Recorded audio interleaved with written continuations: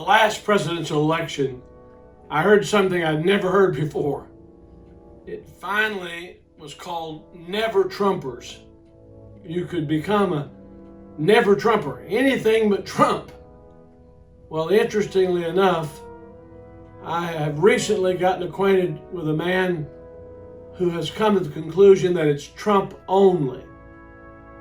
Trump only. As a matter of fact, this is a very intelligent man. He is an articulate man, a reasonable man, and a Jewish man with strong feelings about America. And he has something to say that everyone who loves America and loves family and faith needs to hear. And I want you to hear him. And I believe that when you listen to him, you're going to come to the same conclusion that he arrived at, which is, in this election, it is Trump only.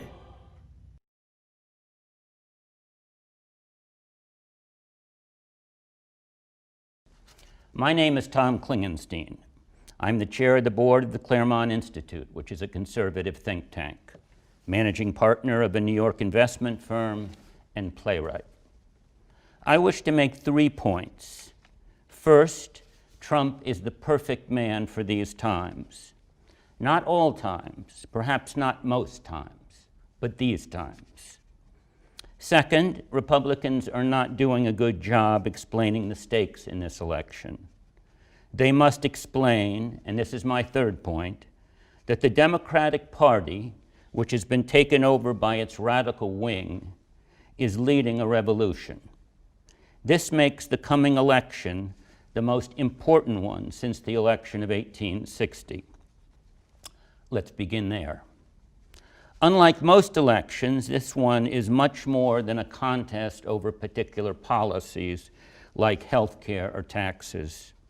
Rather, like the election of 1860, this election is a contest between two competing regimes or ways of life. Two ways of life that cannot exist peacefully together.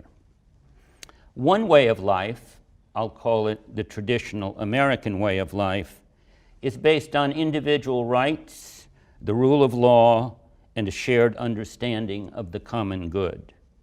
This way of life values hard work, self-reliance, volunteerism, patriotism, and so on.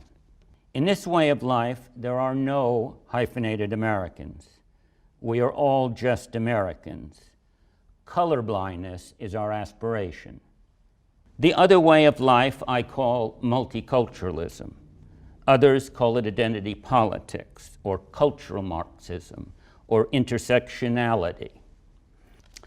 The multicultural movement, which has taken over the Democratic Party, is a revolutionary movement.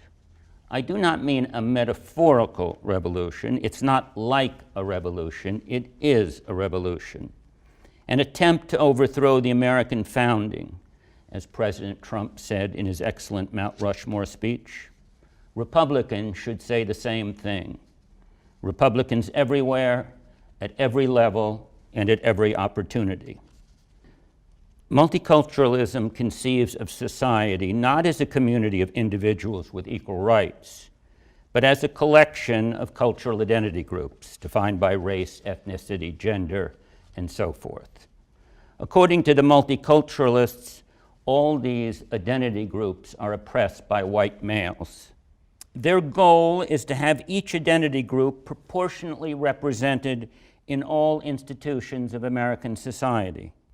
As should be immediately clear, achieving this proportional representation requires a never-ending redistribution of wealth and power from some groups, and not just from whites, to other groups.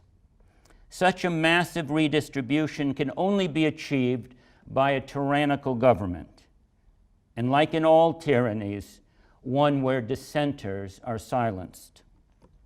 In order to achieve this proportional representation, the Democrats require not just endless affirmative action, but genuine socialism, open borders, unrestricted trade, seizing guns, sanctuary cities, and much more. The Black Lives Matter / Democrats understand, which Republicans seem not to, that if they are to achieve their policy agenda, they must get Americans to change their values, their principles, and the way they understand themselves. They must get us to believe that national borders and colorblindness are racist, that we are not one culture but many, that the most important thing in our history, the thing around which all else pivots, is slavery.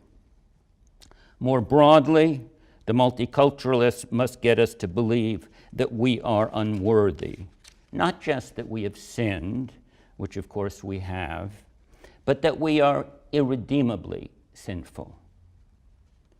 In the language of today, systemically racist and sexist, homophobic, Islamophobic, and all the other ists and phobias. Simply put, multiculturalism must get us to believe that we are bad. This suggests one way to frame the coming election as a contest between a man, Trump, who believes America is good, and a man, Biden, who is controlled by a movement that believes America is bad. I do not think it is any more complicated than that. For the multiculturalists to change traditional values and principles, they must destroy or radically restructure the institutions that teach those values and principles. The most important of these institutions is family, but also very important is religion, education, which they have mostly destroyed already, and community life, replacing the latter with government bureaucrats. It is here, in these value-teaching institutions, that we see the underpinnings of the revolution. This is where the real action is. Republicans seem to be missing in action. Republicans need to explain that BLM and their Democratic enablers wish to destroy the traditional mother-father family. To substantiate this claim, Republicans have only to point to the BLM mission statement. The mission statement, written by avowed Marxists, also lets us know that BLM holds transgenderism to be the burning issue of our time.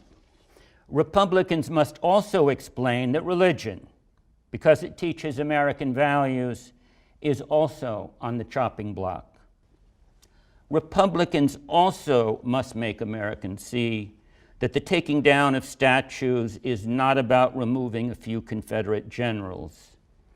It's about destroying America's past, as is the New York Times 1619 Project. The rioters and their BLM Democrat enablers are tearing down the statues even of people like Frederick Douglass, who fought against slavery. This is not an accident. It is not collateral damage. Frederick Douglass was a great American. He believed that America in her soul was not racist. He believed in hard work and self-reliance. And because of his embrace of American values, the BLM Democrats have to get rid of him. They must also get rid of Abraham Lincoln, for it is he who best explains what we should aspire to, and it is he who is our best defender of the American founding. In one sense, this election is a referendum on the founding, whether America was founded in 1619, as the BLM Democrats contend, or in 1776, as Lincoln, until recently, all Americans believed. Republicans must make more of political correctness and cancel culture, which, as we have seen so vividly of late, brutally punishes apostates. Who does Twitter think it is censoring an American president? Republicans simply cannot stand for that. And Republicans must explain, as I earlier explained, that the multiculturalists are trying to get us to believe that we are systemically racist so that we will surrender to their policy agenda. This, too, must not be allowed to stand. The American people need to hear what they know in their hearts. They are not racists. Republicans should stand up and say, no, America is not racist, period. If Americans are systemically anything, it is a systemic commitment to freedom and equal rights for all. Perhaps most importantly, Republicans must say over and over that America is incredible, to use President Trump's adjective of choice. They must remind the American people that, as a friend of mine is fond of saying, America has brought more freedom and more prosperity to more people than any country in the history of mankind. Most Americans know this, but this too they need to hear from their leaders. In order to make the case that the Democrats are leading a revolution, Republicans must delegitimize Black Lives Matter, the organization, of course, not the sentiment. To BLM and their Democratic enablers, Republicans must say, absolutely, Black Lives Matter. They just don't matter to you. You don't care about Mr. Floyd, the black businesses you have destroyed, the blacks who are getting killed because you have forced the police to back off. You are here for destruction, not black lives, not any lives. After delegitimizing Black Lives Matter, the next step for Republicans is to tie BLM's revolutionary agenda around the necks of Democrats. The BLM wing of the Democratic Party has captured the entire party. Run-of-the-mill Democrats may not agree with all of the BLM agenda, but they go along, so they might as well agree. Joe Biden is one of the go-along Democrats. So do not expect all Democrats to sing the BLM tune. Even so, most will kneel before them. Listen to Biden. On one occasion, Biden said, "Let's be clear, transgender equality is the civil rights issue of our time." A year ago, Biden may not have even known what transgenderism is. He does not seem to know it, but he has been radicalized. Biden now regularly talks about systemic racism. On one occasion, Biden said, though without evidence, there is absolutely systemic racism in law enforcement. But it's not just law enforcement, he continued, it's across the board. It's in housing, it's in education, it's in everything we do. He is wrong on every count. But if indeed he believes that racism is in everything we do, that it is systemic, then he believes, whether he admits it or not, that the system must be overturned.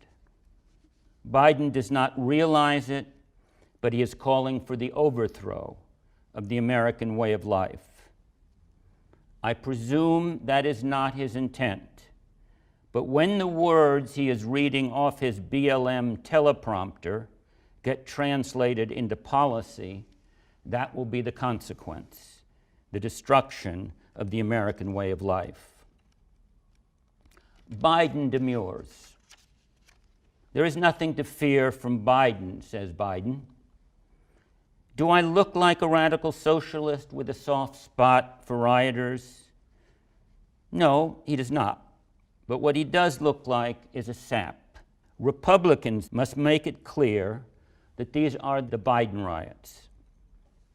This brings me to my last point, Trump.